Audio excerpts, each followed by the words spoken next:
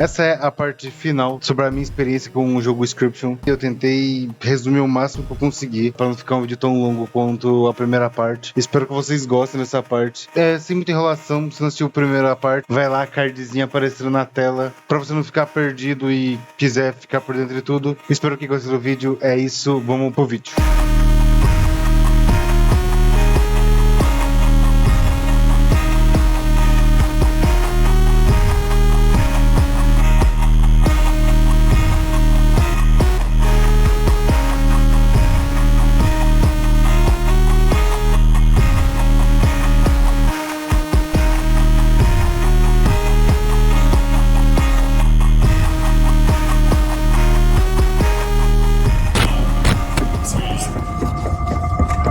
I told you!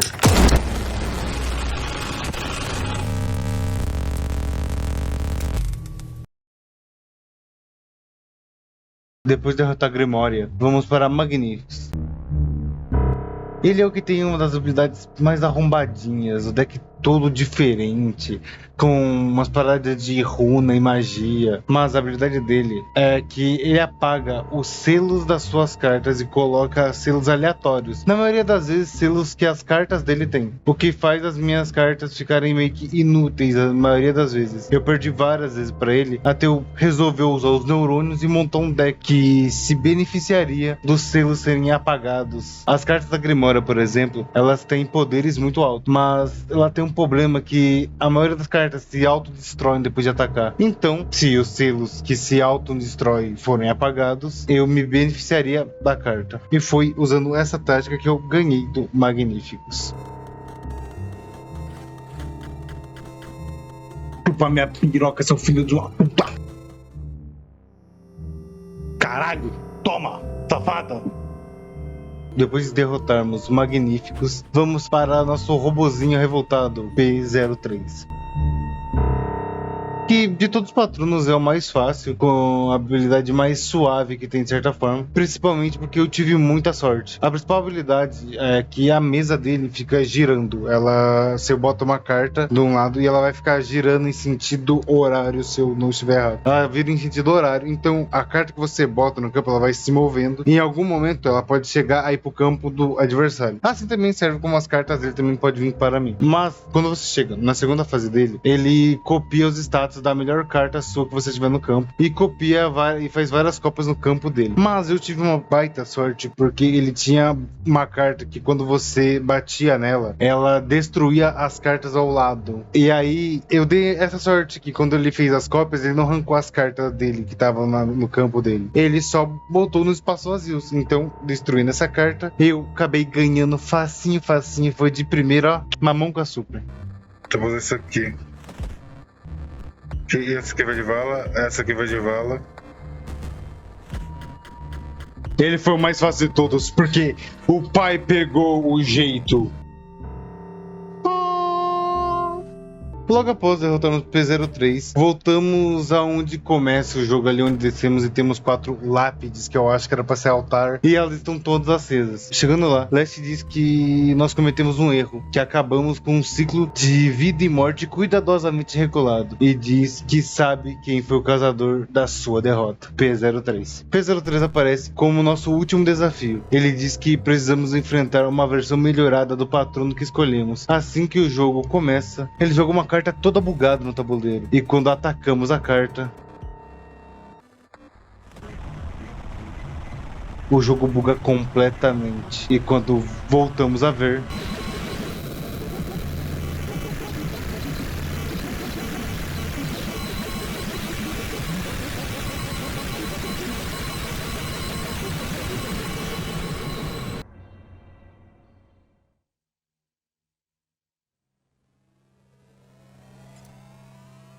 P03 está na nossa frente. E aqui damos início à última fase do jogo. Agora jogamos um Inscryption, mas na versão de P03, a visão de como ele acha que o jogo deveria ser. Então essa versão de Inscryption nada mais é do que a versão que a gente jogou na parte 1 do vídeo, só que mais tecnológico, assim posso dizer. Aqui não temos cartas e criaturas, não temos esquilos, por exemplo. Não temos sacrifícios, né? Não temos sangue. Aqui a gente tem cápsulas vazias, que são como se fossem os esquilos, e os robôs, assim posso dizer. E a gente não usa cartas, a gente usa disquete, né? Aqui, mano, o jogo, a mecânica base do jogo continua a mesma. Você bate na carta da frente, não sei, aqui no disquete. Você bate no disquete, o disquete é destruído. Você ataca diretamente seu inimigo, cai um peso na balança. Aqui não temos uma balança com dentinhos caindo, mas é uma balança virtual, que ela vai medindo ali o pezinho caindo. E não temos sacrifícios, aqui a gente tem bateria. Cada carta nossa tem um custo de bateria para ser jogado no campo. Como não temos sacrifícios, e a maioria das cartas custam mais do que um de bateria para ser jogado no campo, a gente tem as cápsulas vazias, que servem pra gente botar no campo ali só pra gente não tomar um dano, tá ligado? Se você, minha carta custa 3 de bateria, mas eu só tenho 2 de bateria, você pega uma cápsula e joga no lugar onde você ia tomar um dano, você evita tomar um dano ali. É só pra isso que serve a cápsula vazia, pra evitar você de tomar um dano. De resto, mano, é tudo praticamente igual. Mais pra frente vai acrescentando mais algumas mecânicas que eu não vou entrar profundamente nisso das mecânicas que vão entrando, mas a maioria é tudo igual do Leste, é colocar selo nas cartas, adicionar mais um selo na carta, upar a carta, a força da carta ou a vida da carta. É basicamente o mesmo jogo do Leste, só que numa versão um pouco mais tecnológica. E o nosso tabuleiro é uma tela que, né, não é um tabuleiro onde você escolhe os caminhos ali. Você escolhe entre direita e esquerda, pra frente e pra trás. E assim você chega no seu destino. Para vencermos esse jogo, assim como do Leste, aqui temos 4 bosses. O mapa, ele é bem parecido com o mapa do jogo anterior, do script de jogo, a versão anterior, né? Que tem as lápides lá e tem 4 caminhos, né, que te levam cada um com um boss. Os bosses, eles não tem meio que uma ordem certa para serem enfrentados, você enfrenta da maneira que desejar, assim como o mapa do jogo de verdade. Também tinha uma ponte quebrada que você derrotar um boss primeiro para liberar, mas é basicamente, mano, idêntico ao outro jogo. A diferença também principal é que aqui, quando perdemos, nós não viramos uma carta. É uma coisa que eu fico triste, porque aquela mecânica era bem legal. Quando perdemos, a gente reseta da onde a gente teve um checkpoint no mapa. Existe uma parte do mapa onde você marca um checkpoint ali. Se você anda, sei lá, 3, 4 casas, vamos falar assim, e perde, você volta lá atrás e também perde todo o seu dinheiro acumulado, né? Aqui 5 anos com o outro, quando você dá dano a mais, você recebe dinheiro por isso. Aqui dá pra você recuperar o seu dinheiro. Então, como você reseta e volta lá atrás no checkpoint, é só você voltar onde você perdeu, recuperar o dinheiro, derrotar o inimigo que te matou e seguir em frente. E vambora. Logicamente, se você perder no caminho até chegar onde você perdeu o dinheiro, tu perde o dinheiro de vez, tu não recupera mais. Depois de, né, toda essa explicação de novo, que eu tive que explicar, porque, né, é como se fosse um novo jogo, vamos para os bosses. Chegamos no nosso primeiro boss. Nós temos o Arquivista. Todos os bosses, assim como, né, os bosses que a gente enfrentou, todos eles têm mecânicas únicas e completamente diferentes um dos outros. A mecânica do arquivista é bem legal, porque ele acessa arquivos reais do seu computador e usa eles no combate. Funciona da seguinte forma: quando você destrói um disquete dele, ele pede acesso aos seus arquivos e pede para você escolher um arquivo. Quanto maior for o arquivo, maior é o peso que você vai colocar na balança. Mas na segunda fase, ele pede para você escolher um arquivo antigo e o transforma em uma carta. E diz que se essa carta for destruída, o arquivo do seu computador também será apagado. Obviamente que tudo isso é pra lore do jogo, né? Porque não esqueça que somos nós, Luke, que está jogando o jogo. Então isso é pra lore do jogo. Funciona isso basicamente pra ele. Então, ele acessa os arquivos. Você pode acessar os arquivos do computador. Eles vão ter o nome dos arquivos, mas eles não aparecerão para ninguém ver. Eles só terão um nome lá e normalmente o quanto eles pesam, mas ele não será apagado do seu computador, logicamente, nem nada do tipo. É só pra dar uma tensão mais na lore. É só pra dar um daninho psicológico ali, um daninho psicológico em você. Esse chefão, ele não é muito difícil, ele é bem fácil até. A gente derrota ele rapidinho assim, prosseguindo no jogo.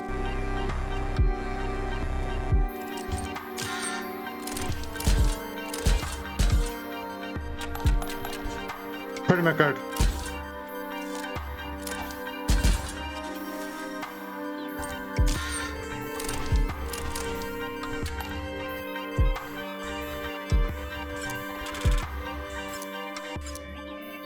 Pensei que fosse vencer, que droga.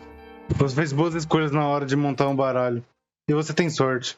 Só que assim que derrotamos o primeiro boss, uma coisa acontece.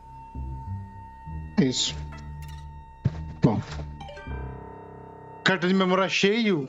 A bateria da nossa câmera acaba e agora, quando ela volta, temos novas gravações de Luke. Temos a primeira gravação de Luke, que é do mesmo dia que ele abriu os pacotes escritos pela primeira vez. É a gravação dele feliz por ter achado as cartas no brechó, os packs de cartas no brechó. E a partir daqui que as coisas vão começar a ficar bem estranhas. No próximo vídeo, ele tá ligando uma senhora chamada Rubes, que é a dona do brechó, que ele comprou os packs de card description. Ele liga pra ela perguntando como ela conseguiu esses pacotes, e ela diz que era da filha dela. Luke pede para falar com a filha dela, porque ele queria saber mais sobre como ela conseguiu as cartas. Mas a senhora Rubes diz que infelizmente sua filha veio a falecer. Luke fica meio sem jeito depois de descobrir isso, mas a senhora Rubes diz uma coisa que mexe bastante com Luke. Rubes diz que o nome da sua filha era Casey e ela trabalhou no desenvolvimento de Inscription pela Game Funa. E assim que Luke desliga a ligação, e só recapitulando pra quem não lembra, Game Funa é a desenvolvedora do jogo do Inscription. Luke, curioso para saber mais sobre isso, vai atrás e pesquisa pela internet sobre o que aconteceu com a Game Funa e sobre a morte de Casey Rubes. E pesquisando na internet sobre o que aconteceu, aparentemente Casey era uma jovem que trabalhava no setor de qualidade da empresa da Game Funa e ela morreu devido a queimaduras no corpo, o que dá a entender que provavelmente o lugar pegou fogo. É isso que deixa se entender. E mais uma vez no final da gravação,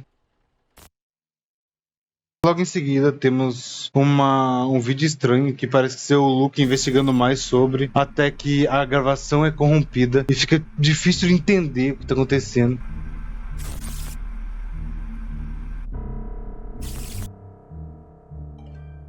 Temos uma sequência bizarra de vídeos gravados. Someone is here.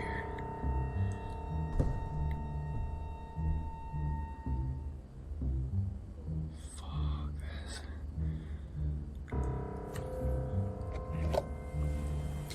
My phone's in the other room, so if I die before I can call 911, use this tape as evidence.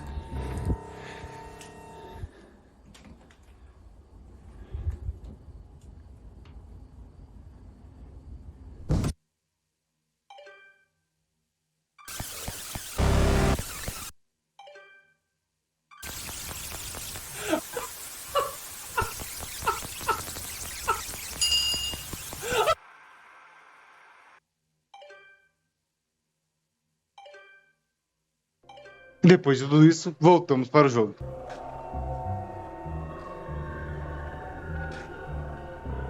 Depois de toda essa tensão, vamos para o próximo boss. Nosso próximo boss é o fotógrafo. Tá, onde estão os arquivos? Descompactando fotógrafo.zip. Ele tem uma mecânica bem legal, que ele tira a foto do seu tabuleiro durante a batalha e você fica com uma fotozinha ali no canto, que em determinados momentos você pode voltar o tabuleiro para aquele momento que a foto foi tirada. Se, por exemplo, você deu azar e não comprou cartas certas para conseguir jogar, ou se você fez uma jogada errada e não tem como mais voltar atrás e seu jogo tá prestes a perder, o cara jogou muita carta, você vai lá, aperta, volta o tabuleiro que era antes e continua o jogo belezinha. Você pode também tirar fotos novas. Foi umas cagadas que eu acabei acontecendo porque eu não tinha entendido direito a mecânica do jogo. Então, em vez de eu resetar antes de eu me fuder, eu tirei foto no momento que tava me fudendo. Então, eu tive uns contratempos ali que eu não tinha pegado na mecânica. Mas depois que você pega a mecânica, é fácil. Bora pro próximo boss.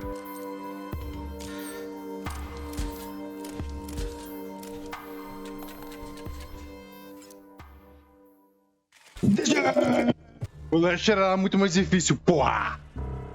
Yes. Bora! Penúltimo boss, vamos! Esse mega robô você vai entender. Chegamos agora o que pra mim é o boss mais insuportável que tem de toda essa porra, que é o chefe inacabado.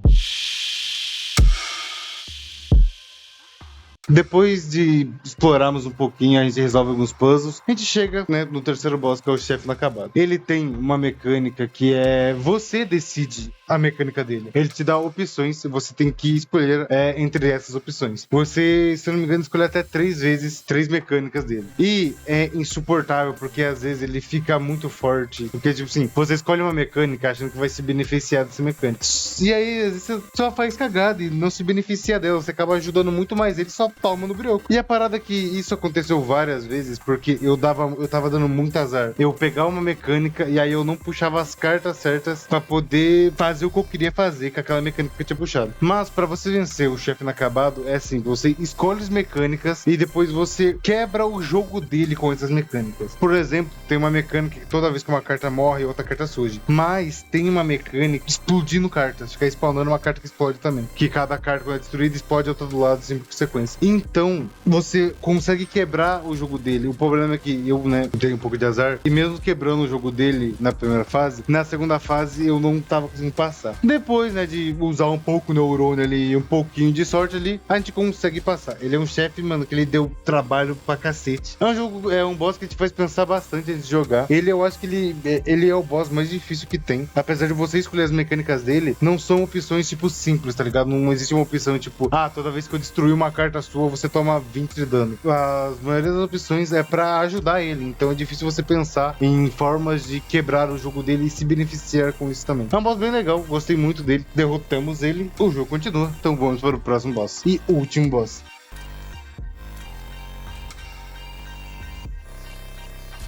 Não morre. Morreu. Morreu. Morreu. Voltou. Morreu. Voltou. Morreu. Voltou. Morreu. Voltou. Morreu. Voltou. Morreu. Voltou.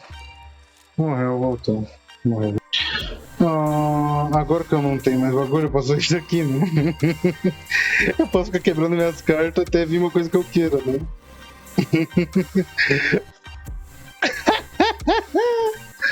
É isso. Ih, contei errado. Tô te dando manta, vou dar um aqui e vou dar outro aqui, né? Tô te dando manta.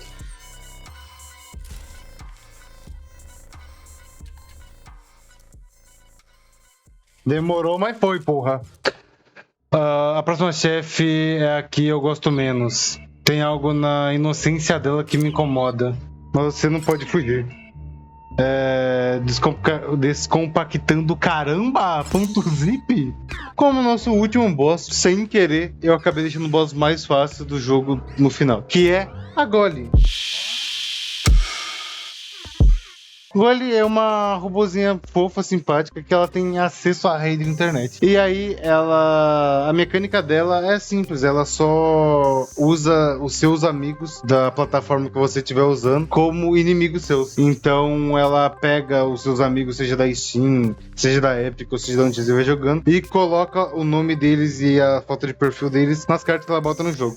Isso não interfere em nada no jogo, até porque eu só tenho 2 pessoas adicionadas na plataforma, então ele teve que ficar criando personagens fictícios pra usar. E é legal e fofinho, as cartas dela ela pega imagens da internet e usa como cartas. Ela te dá a carta pra você jogar contra ela. É um boss muito fácil, muito bobinho, que você acaba com ela rapidinho. E é muito simplinho, muito fácil, sem querer eu acabei deixando o boss mais fácil pro final. E eu agradeço até por isso. Bom,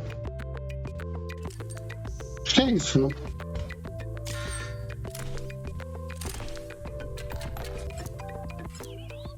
Acho que já deu.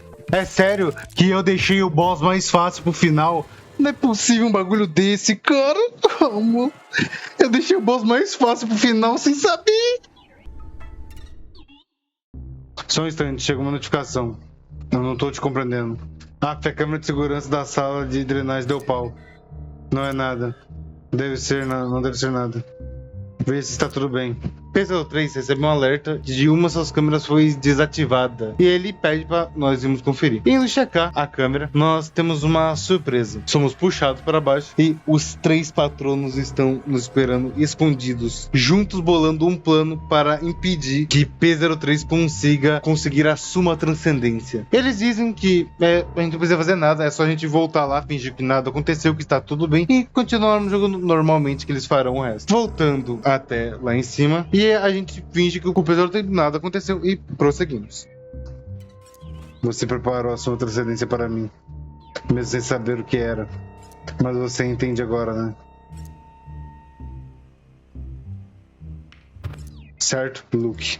Então, chegando ali até os 4 altares, que parecem mais uns túmulos, mas beleza. P03 conta sobre seu plano, que antes só foi um peão usado e manipulado por ele para que ele conseguisse finalizar o jogo de Inscription e lançá-lo na internet, para que ele viva para sempre e assuma todas as redes de todos os computadores, assim lançando o jogo para plataformas digitais e as pessoas baixarem e ele está em todos os computadores. Mas, na hora que ele está terminando de fazer seu upload,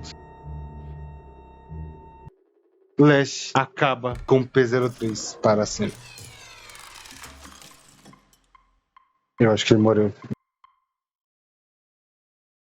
Magnífico nos diz que é só a gente clicar em novo jogo que a gente vai resetar tudo e vai voltar tudo que era antes. Provavelmente ele quer dizer para o jogo de verdade, eu acho. Para o jogo anterior que a gente estava jogando, não o jogo do Lash. Mas antes que a gente consiga fazer qualquer coisa, Grimora acha os arquivos do jogo e os deleta, acabando de vez com o jogo de Inscription, para que eles possam ser livres de verdade. Porque o que eles estavam vivendo era só um loop infinito, presos dentro desse jogo. E de pouco em pouco o Inscription vai se desfazendo e tudo começa a ser deletado. Enquanto tudo está sendo deletado, temos uma pequena jogatina contra a Grimora de como seria se o jogo que a gente jogou com o Lash e com o P03, como seria esse jogo se a gente estivesse jogando contra a Grimora. O tabuleiro da Grimora é um tabuleirinho de xadrez, a gente move as peças por lá e a gente enfrenta ela. A mecânica básica do jogo, as cartas dela são basicamente caveiras e mortos-vivos, e as cartas elas são lápides, são lapidezinhas, e é tudo um cenário bem bonitinho. Enfrentando ela aí durante um tempinho ali,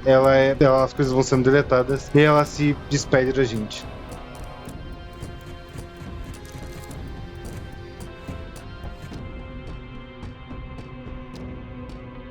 Hora de descansar.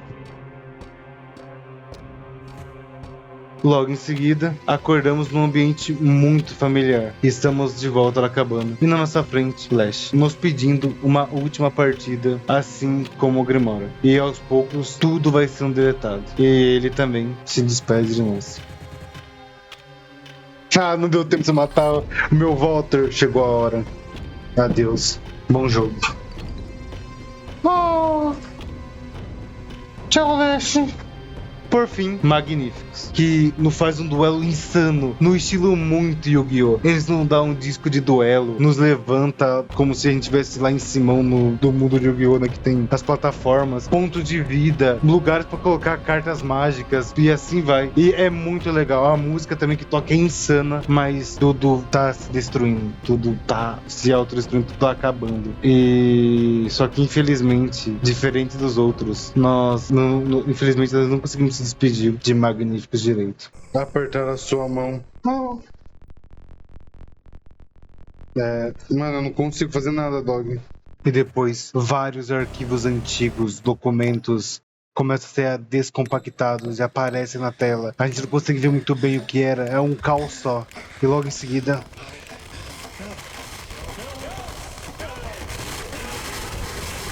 Logo em seguida, o Luke destrói completamente o disquete, porque aquilo nunca mais chega nas mãos de ninguém, para que ninguém nunca mais toque naquele jogo amaldiçoado.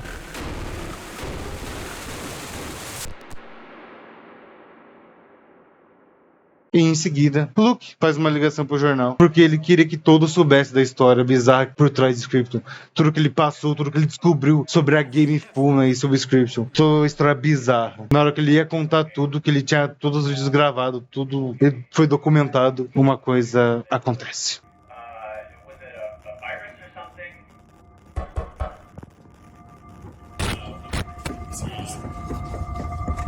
I told you.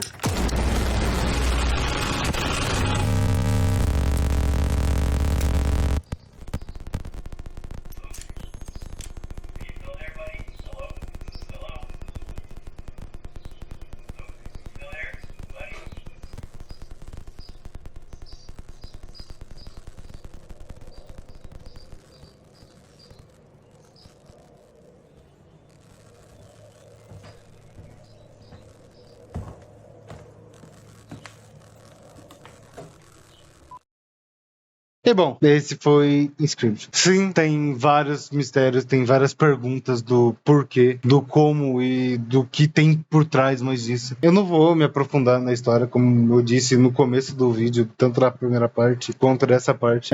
Eu só queria contar a minha experiência com o jogo e um pouco da história que eu entendi do jogo, né? O que foi mostrado pra mim. E essa foi minha experiência com o jogo, sabe? Essas foram as coisas que eu passei, que eu entendi sobre o jogo. Agora eu com mais calma, eu tô platinando o jogo e eu descobri coisas novas no jogo, vários easter eggs que tem, várias informações de história nova, novas coisas sobre a lore do jogo, são bizarras, muita coisa que tem por trás do jogo. Tem vários vídeos no YouTube que explicam detalhadamente a história, e explicam de uma maneira também bem envolvente, que você não vai ficar perdido, e que, mano, a história desse jogo é incrível, é insana, e é um mistério incrível como esse jogo foi montado, e pensar que isso é um jogo indie é absurdo. Ele também, quando você termina o jogo, ele libera o mod Case, sim, né, que nominho pra se ter, né. Ele é tipo um New Game Plus da parte do Leste que a gente tem, só que com mais desafios, né, com mais dificuldades, parece que tem novos bosses. Eu não cheguei a jogar ainda, eu tô, né, na parte de platinar, jogando com calma, tô, né, de pouco em pouco, mas essa foi a minha experiência que eu tive com o jogo. Mesmo que você tenha assistido os dois vídeos, tenha visto como eu passei de tudo, como é sobre a história do jogo, é bem legal jogar o jogo, se você quiser, é um jogo bem legal pra passar o tempo, ainda mais se você zerar o jogo e for pro modo Case, é um modo que você vai ter, é um modo meio que infinito, de certa forma, pra você passar um tempo ali, é um jogo bem gostosinho de jogar. Espero que vocês tenham gostado do vídeo, não sei se esse vídeo ficou muito longo ou não, eu espero que não, eu espero que eu tenha conseguido reduzir ele legal, espero que vocês tenham gostado muito do vídeo. Se você gostou, dá like nessa bagaça aí, não esqueça de se inscrever nessa porra aqui também, e em breve voltaremos aí com mais vídeo aí, com mais coisitas aí. É isso então, meus nobres, muito obrigado e até a próxima, falou!